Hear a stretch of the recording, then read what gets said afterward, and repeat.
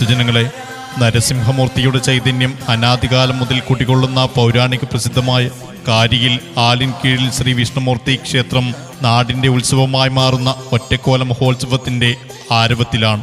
പാരമ്പര്യാനുഷ്ഠാനങ്ങളും ജനപദങ്ങളുടെ കൂട്ടായ്മയും കാരിയിൽ ആലിൻകീഴിൽ ശ്രീ വിഷ്ണുമൂർത്തി ക്ഷേത്രം ഒറ്റക്കോല മഹോത്സവത്തെ വർണ്ണാഭമാക്കുകയാണ്. ഒറ്റക്കോല മഹോത്സവത്തിന്റെ ഒന്നാം സുദിനമായ നവംബർ 10 തിങ്കളാഴ്ച രാവിലെ 9 മണിക്ക് കണ്ണങ്കി കാവുപന്തൽ, പതിക്കാൽ കാവ് പരിസരം എന്നിവ കേന്ദ്രീകരിച്ചുകൊണ്ടുള്ള കലവറ നിറക്കൽ ഘോഷയാത്ര. വൈകുന്നേരം 6 മണിക്ക് നടനം, കലാസന്ധ്യ.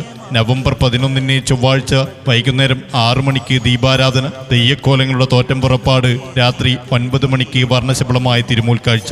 തുടർന്ന് സ്റ്റാർ സിംഗർ സരിഗമ ഫെയിം ബൽറാം നയിക്കുന്ന സൂപ്പർ ട്രൂപ്പ് കാലിക്കറ്റിന്റെ ലൈറ്റ് ഷോ ഗാനമേള.